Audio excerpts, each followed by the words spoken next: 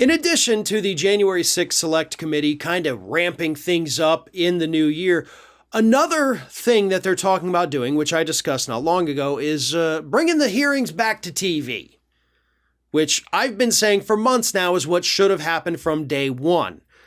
We all sat and watched that first televised hearing with the police officers telling their stories about how horrible that day was, about the abuse that they suffered, both physical and emotional. And it was a very powerful hearing. And that's why I say every hearing since then should have also been televised to invoke those same kind of emotions from the public. Well, the committee is finally starting to pay attention. So not only are they saying we're bringing it back to TV, we're giving you a season 2, but now they're debating on whether or not to just go ahead and put it in prime time. So instead of airing hearings during the day, 9 a.m., 10 a.m., when most people at work and they can only kind of catch a little bit of it from the side of their eye while they're trying to do things. No. They're saying, screw it. We do want the public to know what's happening. So what if we put it on where it's must-see TV? And I'm afraid that slogan may have shown my age a little bit there, but you know what I'm saying? Like, put it on 7 o'clock at night. You've just finished up dinner, you turn on TV, and what do you see? You see Ivanka being interrogated by the January 6th committee. You see Mark Meadows or Peter Navarro having to go through all their text messages about their coup plans.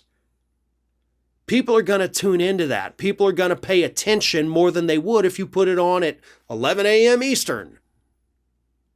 And this would be an incredibly smart decision from the committee, smarter than even the decision to just put it back on TV as I'd been calling for. This is a good idea. Please do this. Hell, put it on streaming services too if you want so people can go back and watch it later. But they need to see this.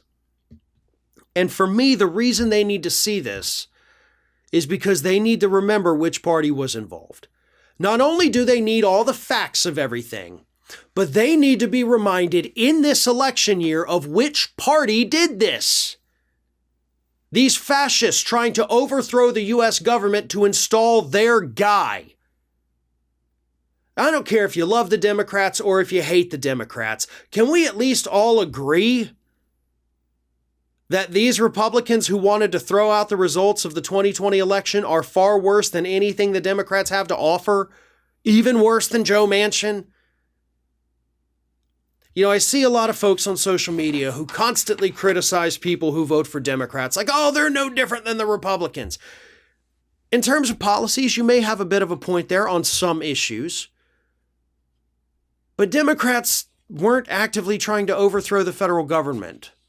Okay, these truly were fascists. They were violent, angry, borderline psychotics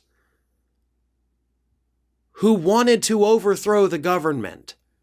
And I'm sorry, but even if I'm mad at the Democratic Party, even if I think they're not going to do what they say they're going to do, deliver on those promises, I'm still going to vote for a Democrat over a fascist every single time. And I think it's a little absurd at this point to take a step back and look at both parties and what happened on January 6th and say, nope, both parties are the same.